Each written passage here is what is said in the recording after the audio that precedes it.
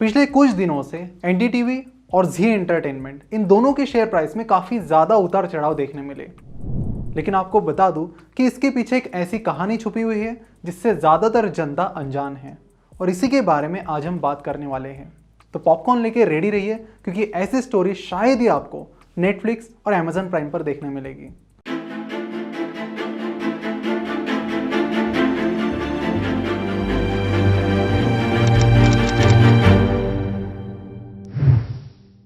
नमस्कार, मैं प्रसाद आपका आज के इस वीडियो में स्वागत करता हूं।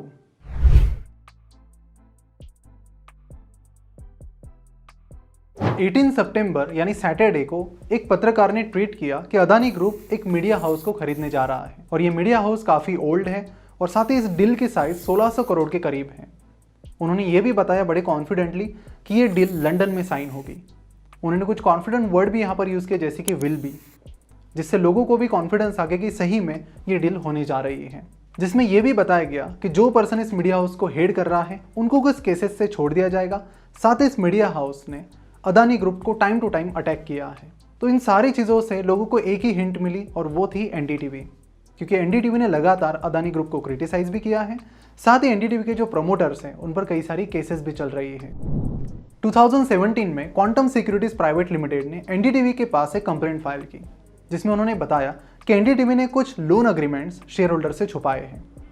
हालांकि क्वांटम सिक्योरिटीज भी यहाँ पर एनडीटीवी के एक शेयर होल्डर थी। फिर सेबी ने इस पर इंक्वायरी शुरू की। इंक्वायरी में उन्हें पता चला कि सही में लोन अग्रीमेंट्स छुपाए गए हैं। यहाँ पर एनडीटीवी ने आईसीआईसीआई बैंक और विश्व प्रधान कमर्शियल प्राइवेट लिमिटेड के साथ कुछ लोन अग्रीमेंट्स किए थे, और इसके बारे में शेयर होल्डर्स को इन्फॉर्म नहीं किया गया।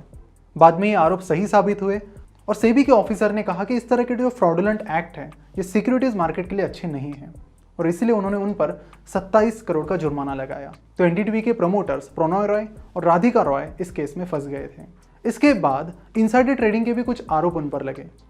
उस आरोपों के तहत 16 करोड़ का इलीगल प्रॉफिट प्रणॉय रॉय और राधिका रॉय ने कमाया था, जिसके बाद सेबी ने उन्हें 2 साल के लिए सिक्योरिटीज मार्केट से बाहर कर दिया।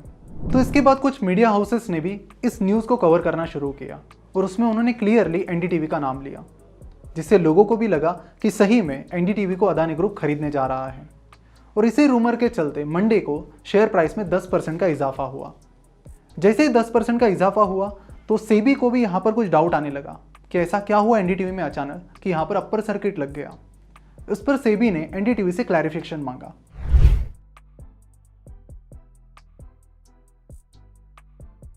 क्योंकि देखो, कोई भी इंपॉर्टेंट इंफॉर्मेशन जिससे शेयर प्राइस इंपैक्ट हो सकती है, वो चीज़ कंपनी को पहले स्टॉक एक्सचेंजेस को बतानी होती है। अगर कंपनी ऐसा नहीं करती है तो एक बहुत बड़ा वायलेशन है, और कंपनी को इसमें कई बार जुर्माना भी पे करना होता है। इस क्लैरिफिकेशन का जवाब देते हुए एनडीटीवी ने कहा कि ना ही हमारी अदानी ग्रुप के साथ कोई बातचीत चल रही है, और ना ही हम अपना कुछ स्टेक बेचना चाहते हैं। इस क्लैरिफिकेशन के बाद भी दूसरे दिन अगेन शेयर प्राइस 10% से बढ़ गई, और अगेन उसके बाद भी शेयर प्राइस इसी तरह से बढ़ने लगी। यानी कुल 4-5 दिनों में ही शेयर प्राइस 35% से बढ़ी, यानी 72 रुपीज़ से वो 102 रुपीज़ पर आ गई। जहां पर कई सारे सवाल उठने लगे कि कंपनी के फाइनेंशियल्स वीक हैं, और अदानी ग्रुप वाली जो न्यूज़ है वो भी यहाँ पर झूठी निकली है। तो फिर शेयर प्राइस कैसे बढ़ रही है, इसे समझने के लिए एक नज़र हम एनडीटीवी के फाइनेंशियल्स पर डालते हैं, और उसके लिए हम टिकर टेप को इस्तेमाल करेंगे।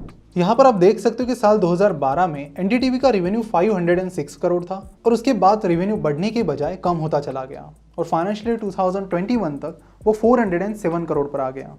यानी पिछले 8-9 सालों में कंपनी की जो ग्रोथ है वो नेगेटिव है। वही कंपनी के नेट प्रॉफिट की बात करें तो वो भी यहाँ पर बहुत ज़्यादा इनकंसिस्टेंट है। सिर्फ कुछ ही सालों में यहाँ पर कंपनी ने प्रॉफिट कमाया है, और अगर आप उन सालों को गौर से देखते हो तो आपको पता चलेगा कि जिन जिन सालों में कंपनी को अच्छा खासा प्रॉफिट हुआ है उन सालों में कंपनी का अदर इनकम बढ़ गया था, इसीलिए कंपनी को ज़्यादा प्रॉफिट हुआ था। तो फाइनेंशियल एंगल से यहाँ पर कंपनी के फंडामेंटल्स कुछ खास नज़र नहीं आ रहे हैं, और ये चीज़ लोगों को भी अच्छे से पता थी, और इसीलिए एनडीटीवी ने पिछले 10 साल में 0% रिटर्न दिया है, क्योंकि फाइनेंशियल कोई भी ग्रोथ यहाँ पर नहीं हुई है। तो डिटेल एनालिसिस करने के लिए ज़रूर टिकर टेप को चेकआउट कीजिए, नीचे डिस्क्रिप्शन में दी गई लिंक पर क्लिक करके। अब यहाँ पर जी की स्टोरी को जानने से पहले आपको बता दूं कि कई सारे मीडिया हाउसेस ने ये स्टोरी कवर की, और सिर्फ ये कहा कि कुछ रिपोर्ट्स के अनुसार। लेकिन यहाँ पर इस डील के बारे में ना अदानी ग्रुप ने कोई बात की थी, ना ही एनडीटीवी ने कोई बात की थी। बात कहीं और ही शुरू हुई और कहीं और जाकर ख़त्म हुई, जिसमें फंस गए तो वो थे आम इन्वेस्टर्स। सो जब भी किसी न्यूज़ के बेसिस पर आप अपने ट्रेडिंग डिसीजन लेते हो तो ज़रूर उसे क्रॉस चेक कीजिए और जो रिपोर्ट्स मीडिया हाउस ने बताई है उन्हें भी क्रॉस चेक कीजिए, क्योंकि कहीं गलती से वो चीज़ें रूमर्स ना निकले।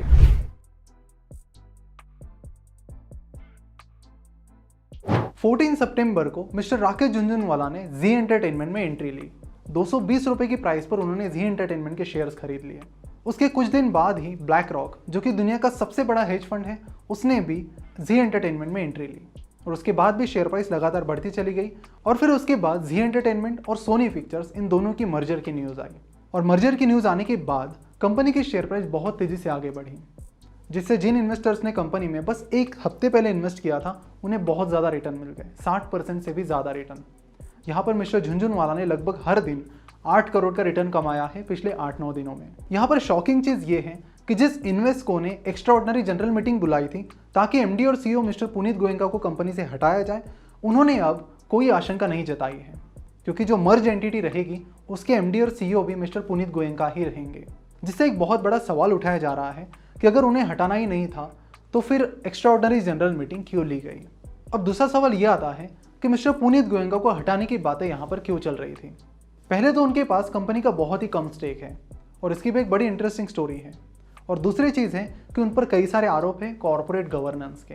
कुछ साल पहले कंपनी के फाउंडर और पुनीत गोयनका के फादर सुभाष चंद्र गोयनका ने कंपनी के शेयर्स कोलैटरल रख के, यानी बैंक के पास गिरवी रख के काफ़ी सारे पैसे लिए थे और उन पैसों से उन्होंने कई सारे बिजनेसेस शुरू किए, जैसे कि सोलार प्लांट खड़े किए, power plant, education, financial services, इन जैसे अलग अलग बिजनेस में एंट्री की।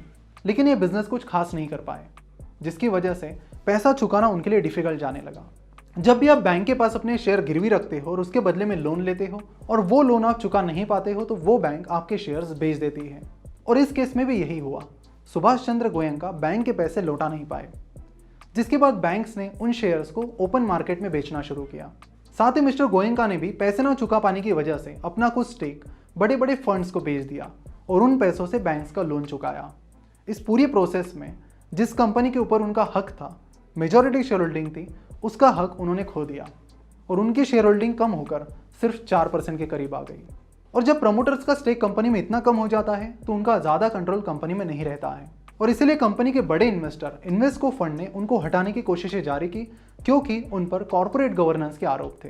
पिछले एनुअल जनरल मीटिंग में शेयर होल्डर्स ने एक सैलरी हाइक डिसाइड की थी सीईओ के लिए, यानी पुनीत गोयनका के लिए, लेकिन उसके ऊपर उन्होंने 60% और हाइक ले ली, जबकि कंपनी के किसी भी और एम्प्लॉय की हाइक यहाँ पर नहीं हुई थी। और अगर आप कंपनी के फाइनेंशियल्स यहाँ पर देखते हो तो रेवेन्यू यहाँ पर ज़रूर बढ़ा है। पिछले 7-8 साल में वो 3000 करोड़ से 8000 करोड़ पर आ गया है, लेकिन अगर आप प्रॉफिट की बात करेंगे तो प्रॉफिट में कुछ भी खास ग्रोथ यहाँ पर नहीं। हालांकि यहाँ पर कंपनी का जो मार्केट शेयर है वो 10% से 20% ज़रूर हुआ है, लेकिन उससे कंपनी के फाइनेंशियल्स को कुछ खास फायदा नहीं मिला है। तो कंक्लूजन में एक इंपॉर्टेंट चीज़ आपको बता दूँ कि हमेशा कंपनी के मैनेजमेंट पर काफ़ी फोकस रखिए, क्योंकि जी एंटरटेनमेंट की अब तक की स्टोरी कुछ खास नहीं रही है, क्योंकि इनके जो बोर्ड रूम हैं इनमें लगातार कुछ ना कुछ टसल होती रहती है और इसी के चलते ये चर्चाओं में भी रहते हैं।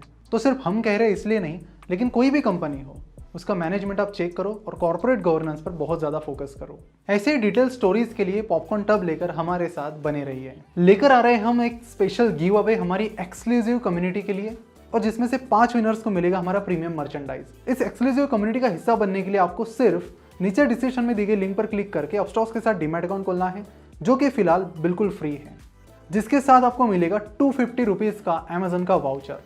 जैसे आप अकाउंट खोलते हो 2-3 दिनों के अंदर ही आपको अमेजन का वाउचर और एक्सक्लूसिव कम्युनिटी का एक्सेस आपके ईमेल पर मिल जाएगा। तो आपका ईमेल आईडी ज़रूर चेक कीजिए। Thank you so much. और हाँ, विनर की अनाउंसमेंट हम नेक्स्ट वीक करने वाले हैं, तो स्टे ट्यून्ड।